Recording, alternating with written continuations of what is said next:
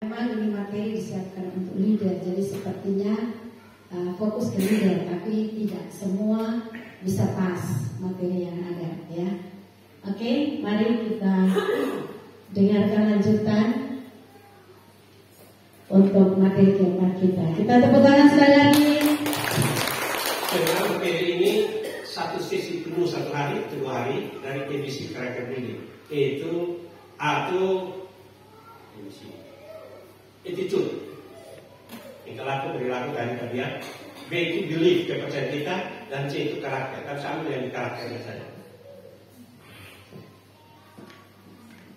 Karakter building. Ini materi itu karakter building, the foundation of success. Artinya karakter adalah dasar daripada sukses. Dan kita katakan ini Ren Johnson dalam buku ini dia mengatakan, ya silakan namanya.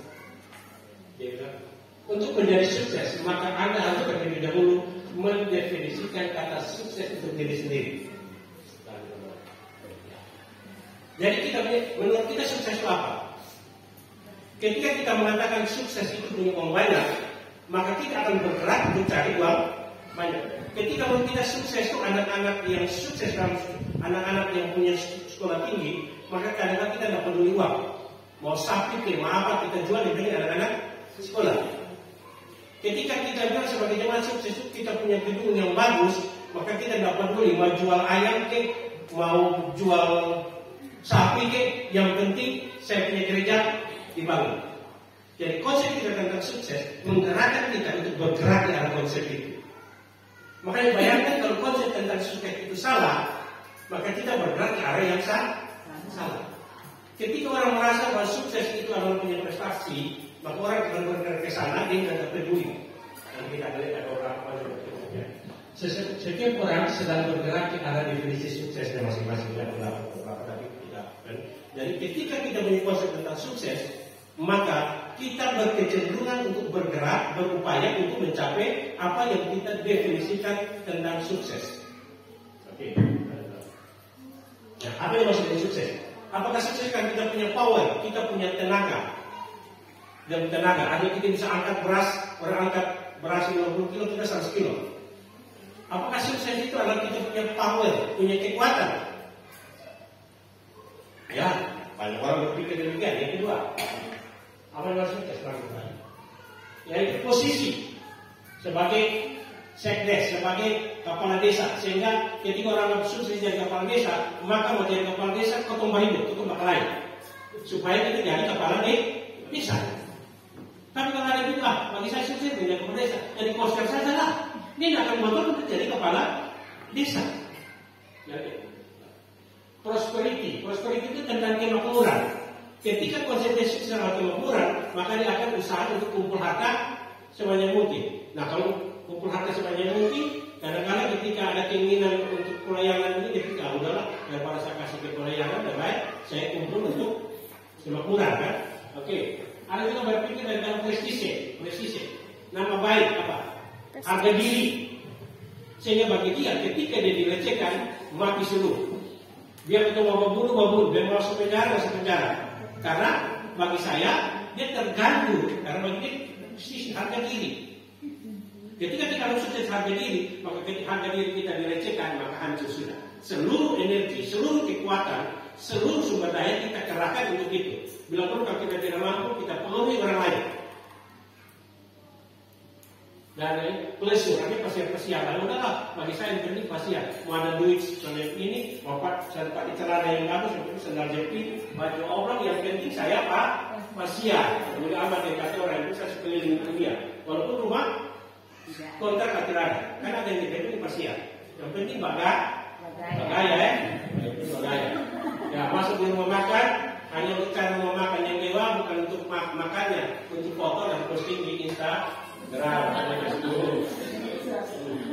Banyak orang mendefinisikan sukses sebagai suatu pencapaian yang fenomenal. Nah sekarang apa definisi sukses saudara? Satu dua orang. Menurut sukses itu apa? Punya power, kekuatan, kemakmuran, prestise harga diri, pasian, kedudukan. Apa? Kalau jadi kapal ini saya cuma kita susah coba di dolar dan mau coba nota, ya kan? Oke. Ya. Ini memang materi paling yang kita kemana? Itu nanti berbeda ya.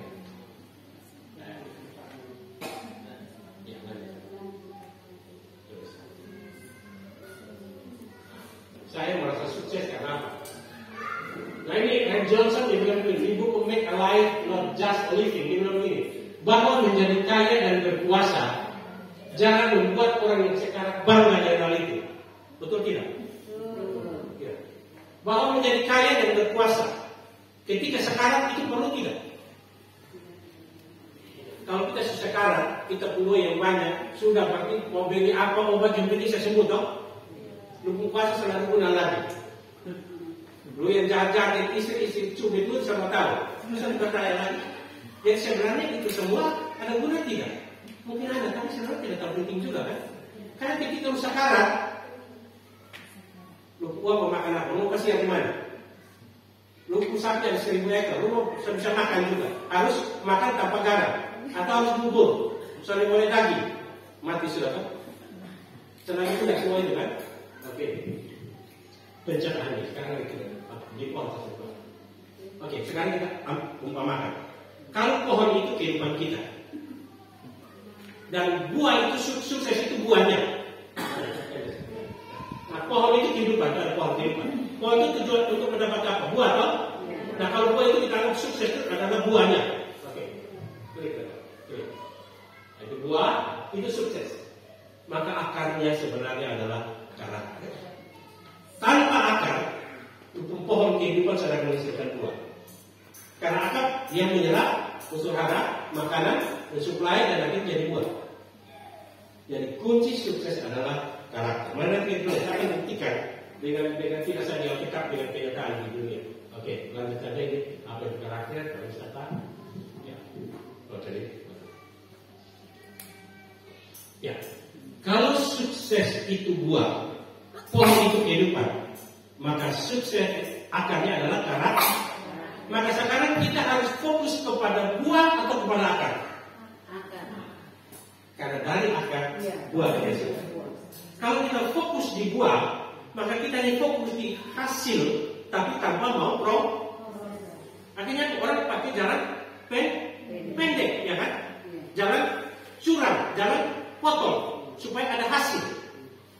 Ya, kalau sukses itu hasil, sukses itu banyak. Nggak punya karakter apa?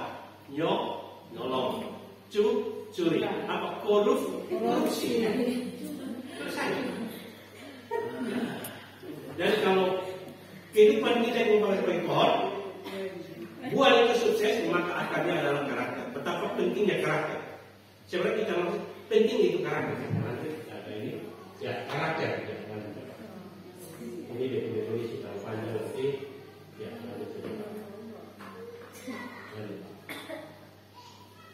ya, ini menggali akarnya. Karakter memang dipengaruhi oleh sifat bawaan sejak lahir. Namun pilihan-pilihan yang kita lakukan juga akan mempengaruhi prosesnya.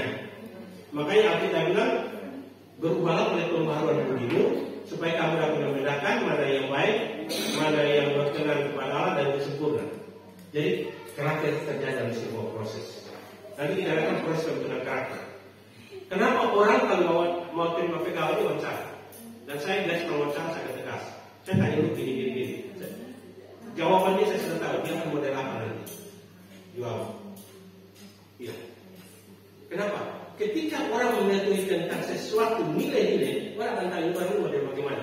Sekarang ini dia begini, nggak mungkin. Nanti dia begini. Oke, lanjut karakter ya. Sekarang ini lanjut Pak. Nah, sekarang dari mana karakter seseorang itu dibentuk? Proses pembentukan karakter. Tadi pertama itu adalah kita punya sifat kepribadian atau karakter baru tabiat. Nah, karakter itu hasil dari pembentukan. Memang ada pengaruh. Sama saya ini orangnya ceplos. Itu berpengaruh. Tapi bagaimana saya membina supaya ceplos ini jangan sampai menyakiti hati orang. Itu dari proses. Karakter dibentuk oleh kebiasaan. Karakter dibentuk oleh kebiasaan. Lanjut Pak. Kebiasaan dibentuk oleh disiplin. Disiplin oleh motivasi oleh impian. Impian oleh prinsip nilai. Karakter dibentuk oleh apa? Kalau kita biasa bangun pagi, maka kita akan bangun pagi. Kalau bangun terlambat itu gelisah. Kebiasaan dibentuk oleh disiplin. Kalau kita disiplin tidak kebiasaan kita. Pertama kita contoh, saya beberapa waktu lalu suka olahraga, rutin setiap sore. Tapi kemudian mulai hujan dan lain-lain, akhirnya sudah tidak lagi. Akhirnya sekarang sudah 2 bulan lebih tidak berolahraga. Dulu waktu sekarang tidak olahraga rasanya ada sesuatu yang kurang. Sekarang biasa saja. Ya, karena tidak dibiasakan. Pembiasaannya terjadi karena disiplin, kita disiplin. Jadi, kenapa guru mendisiplin anak? Supaya lama-lama menjadi kebiasaan. Kalau kebiasaan pakai perintah itu tidak usah. Tidak lagi kan? Kebiasaan dibentuk oleh disiplin. Disiplin dibentuk oleh apa? Motivasi, motif. Kalau kita punya keinginan, misalnya Ronaldo, dia ingin menjadi pemain terbaik dunia, maka sesuatu olahraga yang pelatih dan teman-temannya, dia bukan latihan sendiri. Kenapa? Dia termotivasi untuk menjadi lebih baik dari orang lain. Karena itu dia harus berlatih lebih tinggi dari orang lain. Jadi motivasi itu penting. Motif kita itu penting. Hati-hati dengan motif. Satu waktu Tuhan bilang, aku tidak mengenal kamu, ialah kamu berhadapan kudus. Cuma mereka bilang protes Tuhan. Bukankah kami bernubuat demi namamu? Bukankah kami mengusir setan demi namamu? Bukankah kami melakukan mujizat demi namamu? Betul kan? Matius pasal 7 ayat 1 bilang, "Ialah kamu, aku tidak mengenal kamu." Loh, melakukan mujizat, bernubuat, mengusir setan demi nama Tuhan. Tapi Tuhan tidak kenal. Kenapa? Hati kita. Makanya pada waktu semua memilih raja, Tuhan bilang apa? Manusia memandang yang enam, tetapi Tuhan memandang, oh bukan itu yang aku mau. Kemudian semua sudah ada, semua dia yang waktu itu Isai masih ada pesannya. Oh masih ada satu di Allah kan? Panggil dia. Tidak akan kita lakukan sebelum dia datang. Tuhan bilang apa? Manusia melihat kelihatan, tapi Tuhan melihat yang hati. Hati apa? Motif kemudian impian kita punya mimpi, kita menjelaskan. Kita mimpi mau buat gereja ini gimana? Kita mau buat gereja ini pecah belah. Kita mau buat gereja ini bersatu dan menjadi gereja yang dari tempat ini akan kirim anak-anak yang luar biasa keluar. Itu impian. Orang bilang kalau kita mimpi, maka sebenarnya sedikit dari keberhasilan itu sudah terjadi. Jadi harus punya mimpi, punya impian. Impian dibentuk oleh prinsip nilai, tidak cepat saja, dan nilai dibentuk oleh apa? Merenungkan firman Tuhan siang dan malam. Saya mau kita begini. Mazmur pasal 1, dia bilang begini. Ada beberapa ayat yang ditulis. Berbahagialah orang yang kesukaannya adalah Taurat Tuhan, yang merenungkan Taurat itu siang dan malam. Ia akan seperti pohon yang ditanam di tepi aliran sungai, bla bla bla bla, dan kemudian dibagi melapa. Dan apa saja yang diperbuatnya berhasil. Benar itu ayat? Percaya itu ayat? Yakin? Kita buktikan? Oke, kita buktikan. Mulai pulang hari ini 3 hari kita coba. Tidak usah kerja lain-lain. Di kamar berdoa merenungkan firman Tuhan. Kesukaan firman Tuhan siang dan malam ya, 3 hari saja. Apa saja yang perlu berhasil? Atau habis nanti keluar sama cewek? Karena seluruh suami, seluruh anak, semua kalian pada itu karena seluruh makan dan sampai makan dan mati lemas. Betul tidak? Nah kalau begitu ayat itu bohong atau tidak? Berbahagialah orang yang disukai oleh Tuhan, yang merenungkan Taurat itu siang dan malam, apa saja yang diperbuatnya berhasil. Oke, sekarang siap tanda tangan ini. Pak Kris kasih kertas, kita tanda tangan. Tuhan, kami protes itu ayat, karena itu ayat tidak benar. Tolong ganti dari keseluruhan kita. Kita tanda tangan sama-sama, kita kirim di sini. Mau? Nah sekarang, itu ayat benar atau tidak? Nah, kalau itu kita coba, ulang. Yang kesukaannya Taurat, merenungkan Taurat itu siang dan malam. Maka berhasil pesan kira-kira lah kalau jam bulan coba dulu. Coba bilang saya lah, saya dapat pukul dan coba. Berhasil tidak? yakin Bapak. Bapak pulang, Bapaknya berdoa, baca Alkitab, siang dan malam, saya bikin apa-apa.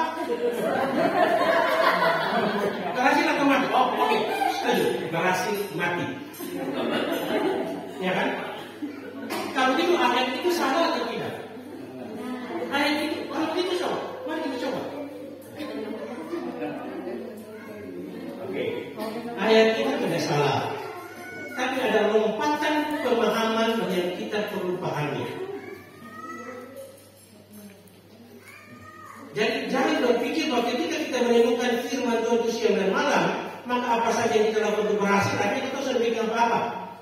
Tapi apa yang dimaksudkan oleh penulis kitab Mazmur bahwa ada tingkatan logika sehingga membuat kita berhasil. Tadi kembali lagi ini, agak cepat tidak apa-apa. Kalau hidup kita diumpamakan sebagai pohon dan buah itu adalah sukses, akarnya apa? Berarti yang menentukan sukses itu apa? Karakter menentukan sukses.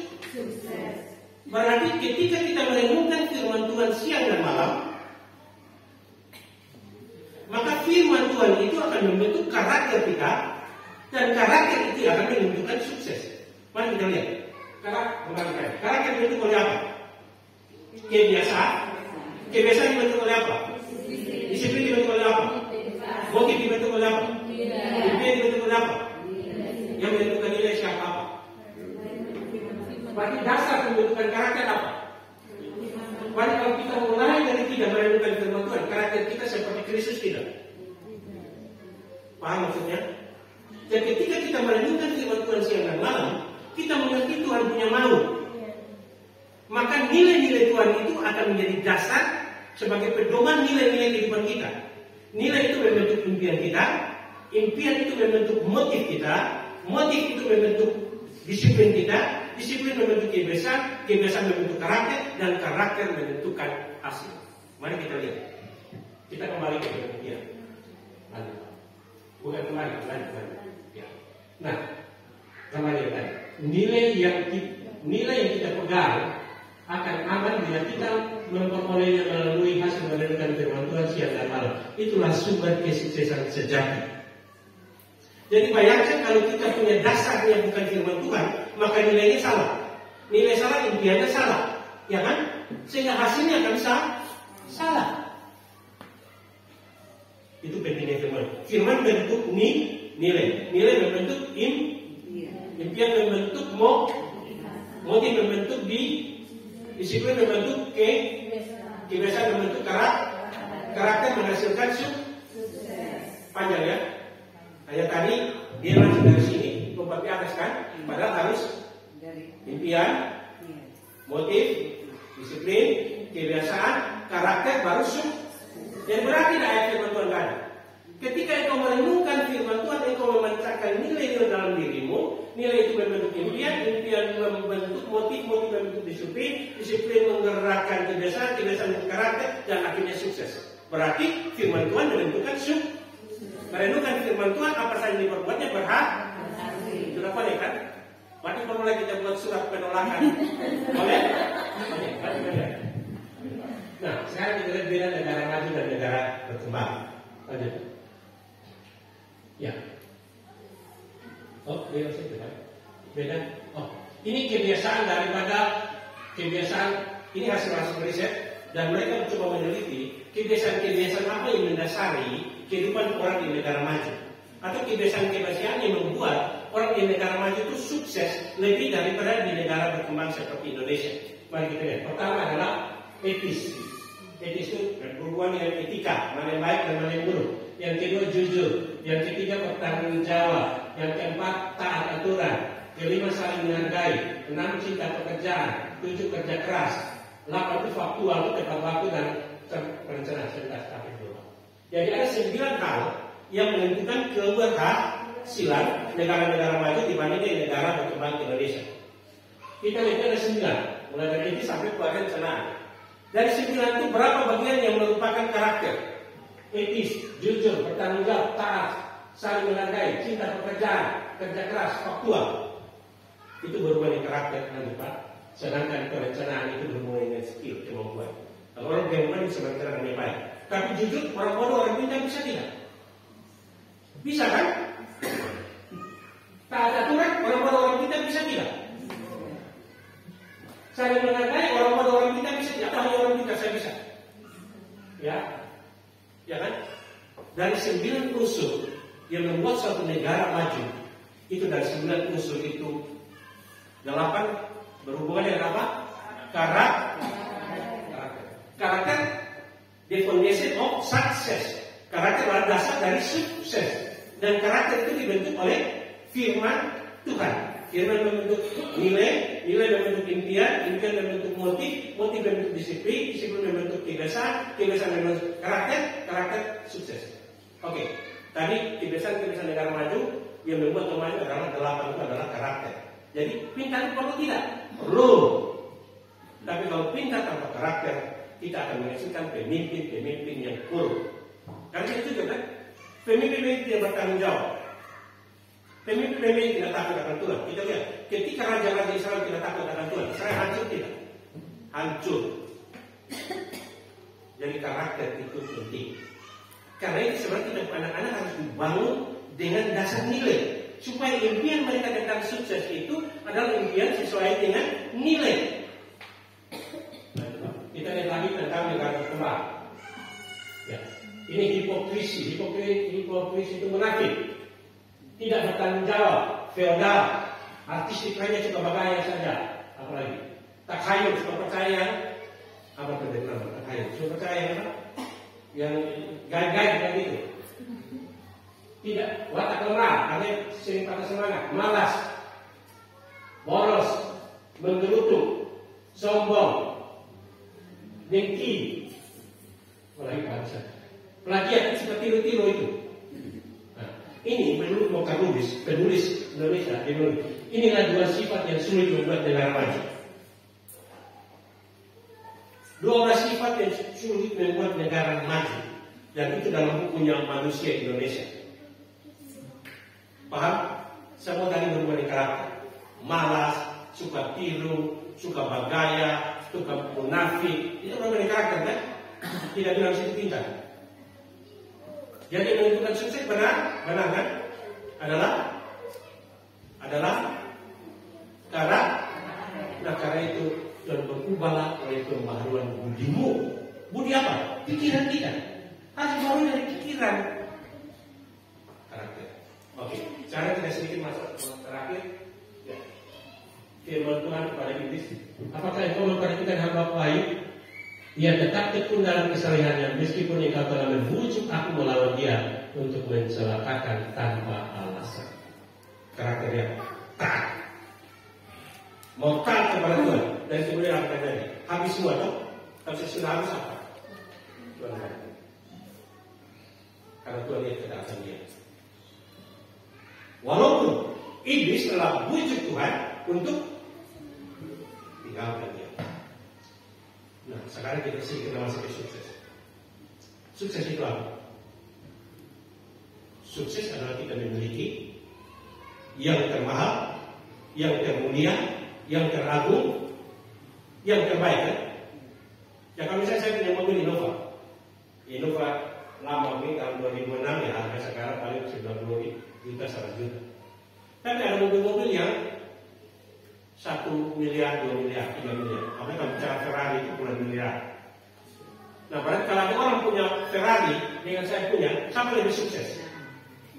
Menurut kita, yang punya Ferrari kan 3 miliar, saya punya 100 juta. Syukur-syukur kalau jual 2 mobil 100 juta. Kalau mobil lama, ya kan? Karena apa? Punya nilai lebih tinggi. Kalau itu sukses adalah memiliki yang paling berharga. Setuju? Kalau kita punya batu 1 ton dengan emas 1 ton, mana lebih sukses? Emas. Karena apa? Emas lebih berharga.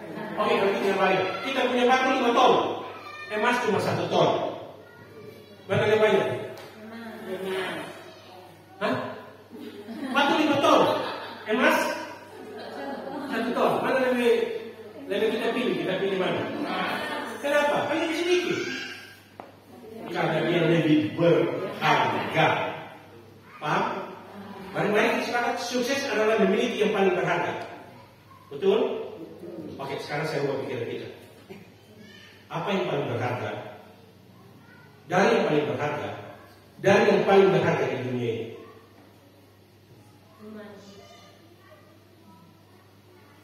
Apa yang paling berharga? Dari yang paling berharga, dari yang paling berharga di surga. Ya Pak? Apa Pak?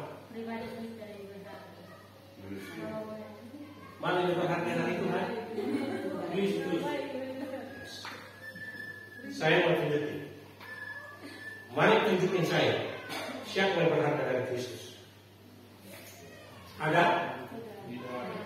Tuhan bilang segala sesuatu diciptakan melalui Dia, dan oleh firman-Nya segala sesuatu jadi.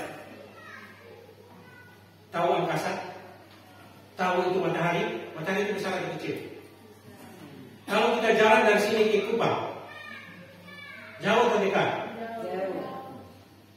Kalau kita keliling dunia, berapa lama?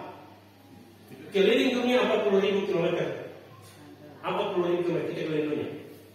Tapi kalau kita bergerak dengan kecepatan cahaya, 1 detik kita keliling dunia 7,5 kali. Kecepatan cahaya itu 300.000 km per detik. Kalau seandainya kita bergerak dari bumi ke matahari dengan kecepatan 100 km per jam, kalau yang motor kasih tahu 100 km per jam itu cepatan lah ya, itu cepat nanti. Dan kalau sejak kita bergerak dari bumi ke matahari dengan kecepatan 100 km per jam, kita butuh 170 tahun baru sampai di matahari. Berarti bagi tengah jalan kita sudah kan 170 tahun baru tengah jalan. Padahal dengan kecepatan cahaya mencapai dari matahari ke sini hanya butuh 8 menit 19 detik.